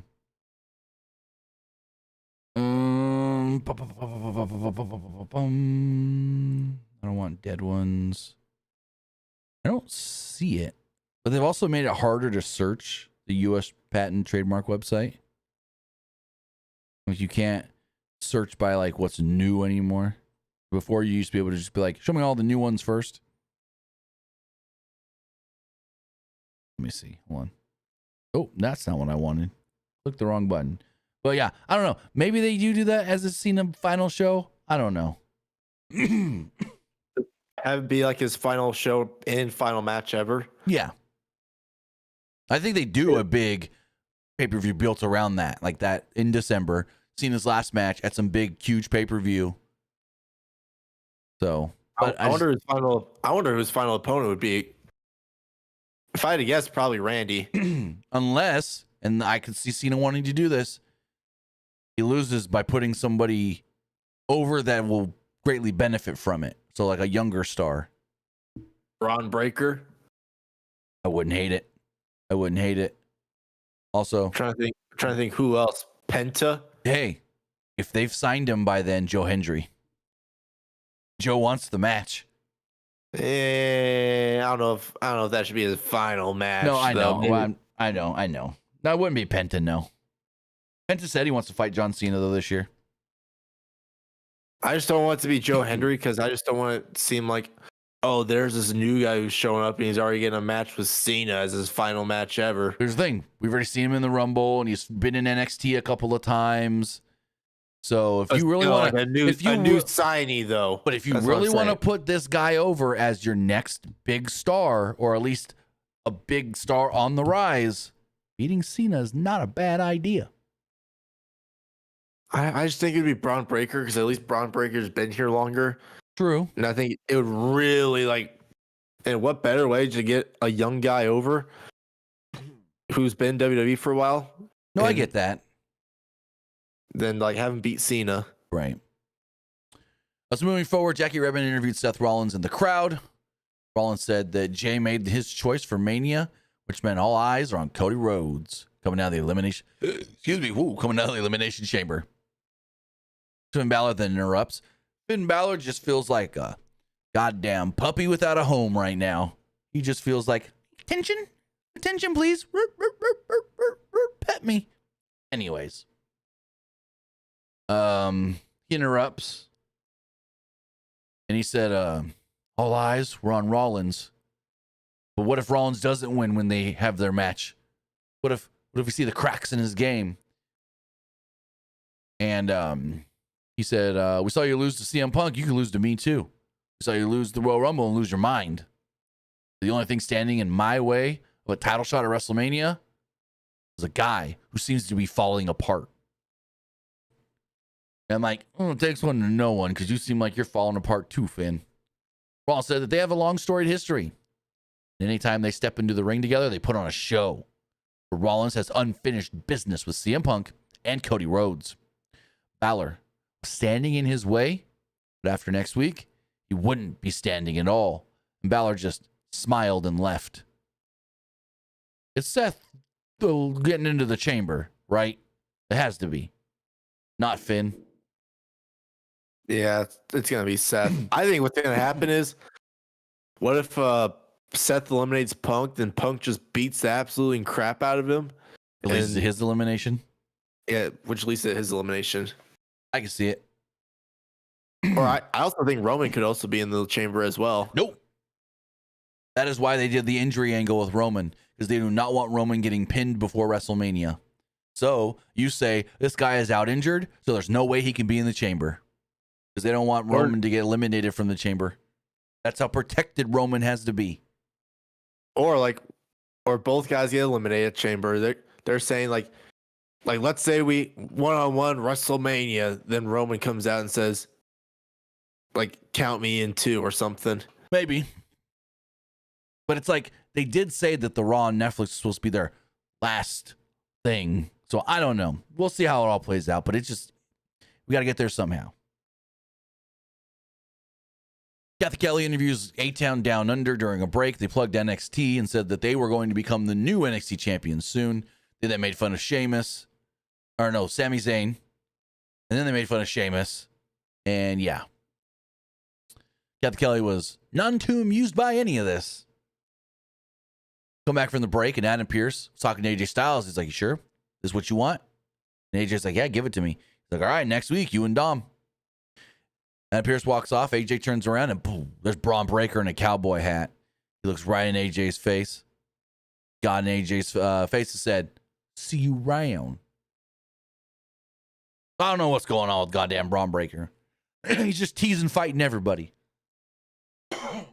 Maybe he's teasing all these guys, and it's going to lead to like a number 1 contenders match for all of them. Or IC title ladder match. That wouldn't be bad. Have Penta climb up the ladder, win the belt. Ooh, that'd be cool. Just, you don't need to jump off the goddamn ladder with somebody through 4 tables and pull another Dante Martin broken ankle. I wonder who's all going to be in the ladder match. Probably Braun, Penta, Sheamus, AJ. Nah, I think it's gonna be AJ versus Logan. You think? Then why would they be teasing AJ and Braun Breaker?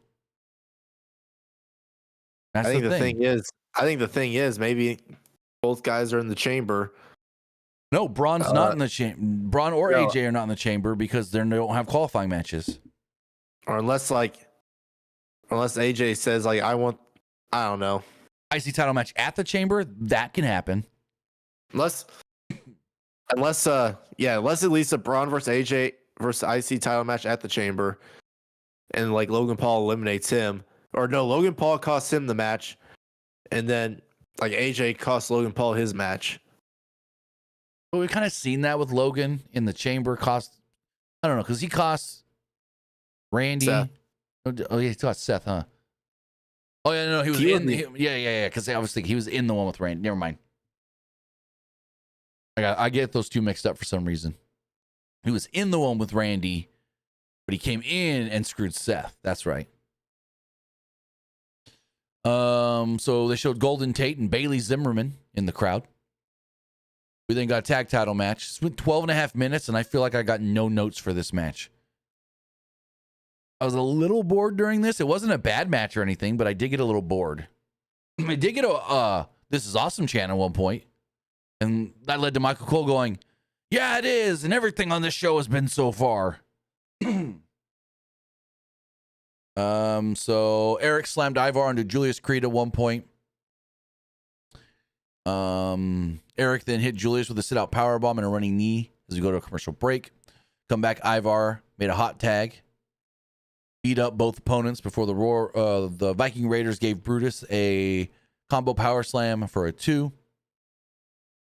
Julius then yanked Eric over onto the apron while Brutus gave Ivar an ankle slam. At one point, Ivar went to the top rope but was stopped by something. Got hidden, distracted with Ivy Nile. I couldn't really tell exactly what was going on. But Julius then popped up to the top rope and gave him a superplex. Brutus then followed this up with a moonsault, but Eric broke up the cover. Raiders then set up for their finish, but Julius hit Eric with a title belt for the DQ. That was it. Shitty finish. Why do we need a DQ finish? What? And then Creeds hold up the belts. Makes no sense whatsoever. None. Like, I don't know what this is leading to. I didn't care for this at all, to be honest. Any thoughts? Not really. This tag division on Raw has been very lackluster. That's true. So What the heck is Nick saying? Oh shit, I don't even know. He said, I feel free to chat about this at the end, but man, it kind of sucks. Youngins can't be browsing the TV when they should be asleep. Oh, I get what he's saying. Back in the day, because Raw was always on so late, because Raw would start like 9 o'clock. Most kids have like a 9 o'clock bedtime, if not earlier. So he's saying, it sucks that you can't be just, oh, mom and dad said go to bed, but instead you're going to stay up and sneak the TV on and then scroll through all your channels and, oh, hey, wrestling's on. And then try to sneak staying up for it. Trust me, I did that with SmackDown back in the day. Because you can watch SmackDown off the antenna TV on UPN. Hey, when I was a kid and they used to have pay-per-views on Sunday nights, I couldn't watch the whole thing because my parents were like, yeah, you got to go to bed. And I had to watch the recorded ones like the next morning. He said, AEW at least has that ability, but the idea of saying, no, we don't want our wrestling on every cable box in America is very funny. Money speaks, I guess. But it's like, I get what you're saying, Nick. But the thought process here is, okay, your thing is we don't want our wrestling on every cable box in America. Yet their thought process is every TV in the world is a smart TV. So every TV in the world essentially may have Netflix. You also got to think, not everybody nowadays has cable. I have a lot of friends that don't have cable. And they just mooch and use other people's Netflix and Paramount and Amazon Prime and Peacock. Or they pay for 1 or 2 streaming services. Like, I have a lot of friends that they have nothing but Disney Plus. Well, actually, no. Yeah, some have just Disney Plus. Some have the Disney Plus Hulu bundle. So, that's a thing too. Less and less people nowadays even have cable or satellite. And just about everybody has the ability to have Netflix because basically most TVs are smart TVs, or they've got a Roku or Fire Stick plugged into them, or a PlayStation or an Xbox. He says, right, but then you got to assume you're pandering to the paying crowd, not the youth crowd that watches the TV. Okay, but like I have YouTube TV. My kids barely ever touch it. So like I pay for cable. My kids barely ever use it. They're usually watching Peacock, Disney Plus, or Netflix. Granted, or YouTube, some random YouTube family. But that's a different story. But yeah, like even me who has it, my kids are barely on the YouTube TV, barely on looking what's on cable, scrolling through. So he says, I guess maybe times have just officially changed. Yeah, no, like with my kids, especially Tyler, it's more go to Netflix and just scroll through what's on Netflix. He's not scrolling through TV channels. He's scrolling through what's the top shows on Netflix, what's top movies, and then what are they suggesting right now. So, yeah. Like kids are still scrolling, but they're scrolling the apps instead of cable. I mean, also if you have like an iPad or phone with YouTube on it, you can always watch the clips later. True. So it's like, so it'd be like you're not risking like missing anything. He said, I used to be ready to watch 2.5 Men on the CW network between 9 and 3 p.m. or 3 and 9 p.m. men. Oh, do you know who sang that song or like did like a vocal point of that song? Huh. I think it was the voice actor, like the famous voice actor from like the Rugrats. Which one? There's a bunch of them. No, or it might have been. Or hang on, let me see this person's name.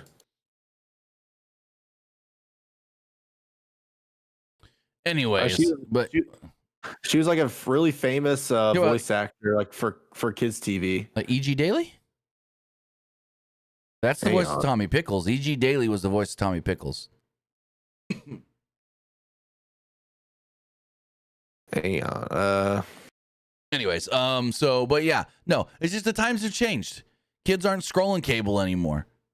I just don't think kids have, I don't know.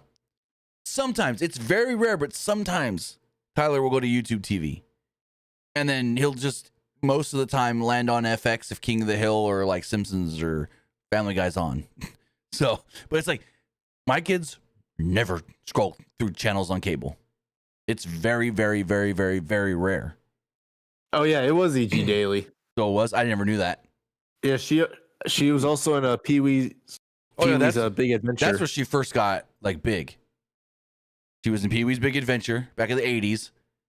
And then she started doing voice work from there. And she was the voice of Tommy Pickles. A baby's gotta do what a baby's gotta do. I can't do a Tommy voice. Love me the Rugrats. Rugrats are freaking amazing. Yeah, she like did like a vocal of like the 2.5 Men theme song. I never knew that. Like her part was like when Jake was like singing like men. Oh, okay. So she sang that her part. I thought you were saying like, she was the deep voice. No, like that was her. Like that was her like doing Jake's part. That makes a lot more sense now. A lot more sense. Because a lot of times she'll do boy voices for cartoons. Yeah. That makes a lot of sense. Okay.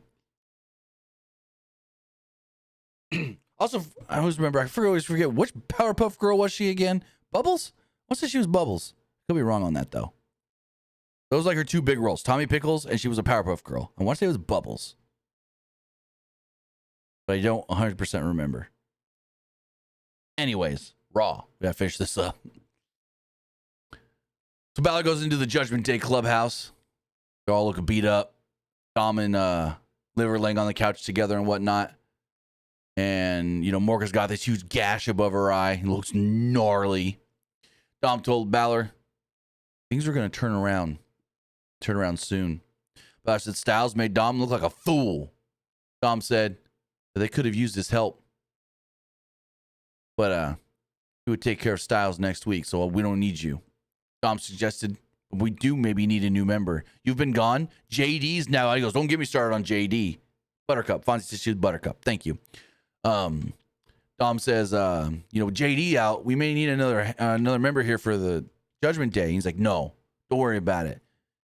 And then he like tries to blame Dom for JD getting hurt and this and that. And he said, we don't need a new member. I'll fix things. I'm going to beat Rollins next week. I'm going to win the chamber. I'm going to get the title at Mania, and that'll fix everything. So none of this beats freaking Dom and Carlito from the week before. Dom, what'd you give me? What'd you give me? I got you that apple. Apparently, here's a little backstage scoopski for you. Did you notice when they did that spot last week where Dom tells Carlito, I got you the apple? It cuts pretty quickly. I did not know that, no. Yeah, apparently it cut pretty quickly because somebody in the scene broke and started laughing. That's hilarious. I mean, I lost it when I heard that, when he was just like, what'd you give me? What'd you give me, Dom? I got you the apple. I got you that apple. It popped me big. That was so funny. Moving forward, Rhea Ripley approached Io Sky and Dakota Kai. She basically just told Io, hey, talk to Adam Pearce. And in 3 weeks, the Raw after Elimination Chamber, it's me and you for this Women's World Championship. So, there you go. As far as next week does go, though, in a men's Elimination Chamber qualifying match, Seth Rollins will be taking on Finn Balor. In a women's Elimination Chamber qualifying match, Roxanne Perez will be taking on Raquel Rodriguez. Penta will go one-on-one with Pete Dunne, and AJ Styles will face off against Dominic Mysterio. CM Punk then comes out before commercial break, and then like during the break, he goes over to try and talk to Pat and Cole, and they're like, "We can't hear you. We don't know what you're saying." Da-da-da. So Pat goes, "Here, take my headset." I'm like, "Don't they usually have an extra third headset out there?" I don't know. Anyways, so they're all talking with Punk and this and that, and saying all these things, and they're goofing around and whatnot. And then Michael Cole says something about Pat's eyes, and Pat's like, hey, Michael Cole, I'm usually at a higher altitude than you, and we're out here anyways. And I'm like, did Pat just say that he calls Raw high? That he works out here on Netflix high? Because he literally said, Cole, I'm usually, and I need to find this clip, but it's hard because you can't go back to get it on Netflix anymore. But he said something along the lines of, Cole, I'm usually at a higher altitude than you when we're out here. Something like that. I'm going to search and find this damn clip. You do that. So Punk cuts a promo, talks about how he had to qualify for the chamber, but there's one man that all he had to do was declare and say he's in it, and he's in it. Take a shot at John Cena. Took a shot at Cena, but did say that he was a legend who, well, deserves to call his shot. The bad news for Cena was that Punk is going to be in the chamber as well. Punk plans on beating the living crap out of Cena to win this match. He said the only other person who was qualified is that piece of crap, Drew McIntyre. McIntyre wasn't on Raw anymore because he ran away from me so fast to the other show. Like, I destroyed him in Hell in a Cell, and I'll do the same thing to him inside the chamber. Punk has never been more confident than he is right now. And he said, WrestleMania 41, the main event, it's where I belong. Remember that. He keeps saying the main event is where I belong, not going for the title is where I belong, not challenging the champion. It's all just about main event, main event, main event, which is why I believe him and Seth and Roman, if that's the triple threat that we're actually getting a Mania, that's main eventing one of these nights. Logan Paul then comes out. I don't think this was one of Logan's better promos. Logan just felt way too scripted. So Paul understood why they called him Punk. He had a lot of names for Punk, but none of them you could say on TV. Paul wondered why the fans would boo him, but Punk gets cheered. Punk said that, Paul said that I eliminated you from the Royal Rumble, and that was the, best 15 minutes of fame you ever got because I made you relevant again. Paul said that his number in the Rumble, but Paul said that I had your number in the Rumble and I'll have it again inside Elimination Chamber. Paul said I'm going to give Rey Mysterio his 15 tonight as well before I beat him. Punk then congratulated Paul on eliminating him from the Rumble. Punk would have mentioned him earlier, but well, he forgot all about him, even that he had a match tonight. Paul may have had his number in the Rumble, but that number that he pulled tonight, well, it's a 619. Punk advised him, worry about the match, the legend, Rey Mysterio. Because if you're lucky enough to get past Rey, I'll see you in Toronto and put you to sleep. Any thoughts on Punk's promo and then Logan Paul coming out? I mean, Punk's promo was good. I think Logan Paul coming out kind of just made it seem like now we're getting ready for the main event. Yeah, and then I felt like it too telegraphed that Paul was winning. I mean, everyone probably assumed I would have, predicted Paul winning this. So yeah. Also, Michael Cole did announce 13,009 people in the crowd, but did not say it was a sellout. Just said that, we got a capacity crowd here of 13,009, but did not say sellout. What did this show do as far as WrestleTix? WrestleTix. The WrestleTix number is, I don't know what it was set up for. Almost a sellout. As of about an hour or two before Raw went on the air, they had less than 300 tickets left. So, then we have our main event. Logan Paul, Rey Mysterio, a 17.5-minute Elimination Chamber qualifying match. The match gets off to a rough start. Not all that good at the beginning, but the match got better as it went on. Paul hit a nice fall-away slam, somersault ahead of the break, and an impressive-looking press slam to the smaller Mysterio during the break. Paul slid Rey out of the ring, but Rey rolled through and popped to his feet. He hammered away at Paul and drove him to the barricade. But Paul responded by dropping him onto the top of the barricade. Paul was then going to drive him into the ring post, but Rey countered and drove him into the steel steps. Ray followed this up with a sliding splash to the outside. Ray then hit a seated senton and a springboard moonsault for a 2. Paul responded with a Finley roll and a springboard moonsault of his own for a 2. Ray then came back with a tornado DDT for a 2. Ray went for a 619, but Paul booted him. Paul then was standing on the middle rope, so Ray got under him and actually hit him with a sit-out powerbomb for a 2. As he come down towards the end of the match, Ray then hit a 619, but Paul got his knees up on the frog splash attempt. Paul followed this up with a right hand, and I guess McAfee finally gave this a name. He called it the Paulverizer. I like how he hits with the punch, the one-handed punch, knocks out Ray, pins him 1, 2, 3, and he calls it the Paulverizer. And literally, Mike Cole just goes, well, I guess that's what we're calling it now because Pat called it the Paulverizer. So I guess we're just calling his punch the Paulverizer. Like, what the fuck, Michael Cole? You shooting on Pat? This is weird. The way Michael Cole just was like, well, I guess that's what we call it now, Pat. But anyways, so Logan Paul wins. He will now join CM Punk, Drew McIntyre, and John Cena in the Elimination Chamber. So we have 2 spots left. Friday on SmackDown, we're getting a triple threat. Who do you think wins this match? Is Jacob Fatu, Braun Strowman, and Damian Priest? Probably Damian Priest. That's what I would think. Because I think, I got it. Maybe like Braun Strowman like takes out like Fatu, then like Drew McIntyre comes in with the Claymore. I think Braun Strowman's probably gonna get the pin though. So you think Braun in the chamber? No, Braun Strowman's gonna get the pin. He's gonna take the pin by Drew. Oh, take the pin. So Damian Priest qualifies for the chamber. Gotcha. Yes. Okay. Because I don't think Jacob Fatu is gonna get pinned in this one. No. And the other one's Drew McIntyre, LA Knight, and somebody else. No, that was last Friday where Drew won. Oh yeah. Then the other one is Seth and Finn. Seth's win that one. I think Damian Priest's gonna win his. Yeah, that's probably gonna.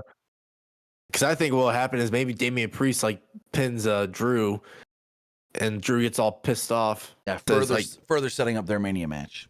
Because he's like, you screwed me over Mania last year. You screwed me over the Rumble. Now the Chamber. I want to face you at Mania. That works. I like that. I think that is the best way to go.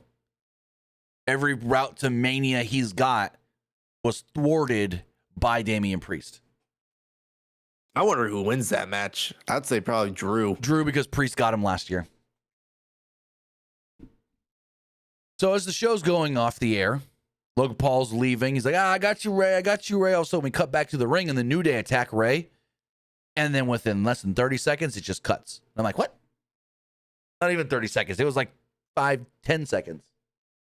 I'm like, wait. We're not even going to see this beatdown? You're on Netflix. Keep it going. We've gone 35. We've gone, 5 minutes past the 2.5. There's no technical out, but whatever. So, yeah. So the show went off the air with Ray getting beat up by the New Day randomly. Where do you think that goes? Probably Mania. It's probably going to be the New Day versus Ray and Dragon Lee. But we got that last week on Raw, though. We don't need it again. I mean, Ray should have a match at Mania. Well, of course. And I think what they'll probably do this year, they'll probably do New Day versus LWL and probably have some celebrity interfere, screw over the New Day, like they did last year with Jason Kelsey. So I don't hate that, but it's like, I don't want Ray to be the celebrity thing every year because he had Bad Bunny help the year before that. So it's like the Dom match. Like, do we really want Ray to just become the celebrity match guy? Who else would you rather be there? Because I know that WWE likes doing that. No, I get that. Like, George Kittle's going to be at Mania, so maybe George Kittle does something with Penta. I don't know, but regardless, I think if they do the ladder match route for the IC title, have Penta win, and then have George Kittle just celebrate with them. That'd be cool. But regardless of any of that, Ray's opponent, I have no clue. Because it's like, yeah, Ray's working with the New Day now, but at Mania in 70 days or so, who knows? So We'll see how it all does go. But that, ladies and gentlemen, was Monday Night Raw. You know what we thought of the show. Now it's time to hear, and I just smacked myself in the head, what you guys thought of tonight's Monday Night Raw. As far as the polls do go, watching on Twitch, the poll is now live. Let's go refresh these other ones really fast. Oh, and I just literally closed the wrong thing. Stream still live? Yep. I closed the wrong window and I almost thought I ended the stream. Also, I do want to say thank you to all the people that have supported us over the 9.5 years that we've been here. We have finally got to 180,000 subscribers on YouTube. So I really, really, really do appreciate that. Goal is to get to 200,000. So we need 20,000 more to hit that goal. 200,000 is the next milestone I do want to hit. Granted, the next YouTube milestone is 1 million. We'll get there eventually, I think. But right now, my next goal I want to hit is 200. And I do appreciate everybody that has been here over the last 9.5 years, been here supporting the channel, watching the videos, sharing videos, and all that kind of stuff to get more people to watch. Because the more you guys watch, the more YouTube notices that people are liking the content and pushing it out to new people. Can't believe it. August 1st will be 10 years I've been doing this. Technically, I started the channel July 31st, but the first video was posted August 1st. But as far as the polls do go, as far as the threads poll, 69% liked the show, 31% thought it was just all right, and nobody disliked it. As far as the Twitter X poll does go, 64% liked the show, 28% thought it was just all right, and 7% didn't like it. Looking at the YouTube community poll, 73% liked the show, 19% thought it was just all right, and 8% didn't like it. It says Raw needs to go back to the USA Network and fast. Why? I actually like it being on Netflix, especially getting to watch the international version with no commercials. As far as the live poll does go, 81% liked the show, 10% didn't, and 9% thought it was just all right. And finally, everybody that voted on Twitch liked the show. With that, guys, I want to say thank you for joining us here. Twitch.tv/PW Unlimited, YouTube.com/Pro Wrestling Unlimited, and podcast services all around the globe like Stitcher, Spotify, Google Pod, Apple Pod, Anchor, iHeartRadio, and so much more. But Luke, tell me where they can find you. You can find me over at Twitter X at Petke_21. And you can also find me over at Twitch at Young Grasshopper Luke. With that, guys, have a great rest of your Monday night. It's actually Tuesday now, but have a great one. We'll see you guys on Wednesday for AEW Dynamite. See you next time. Have a good one, guys.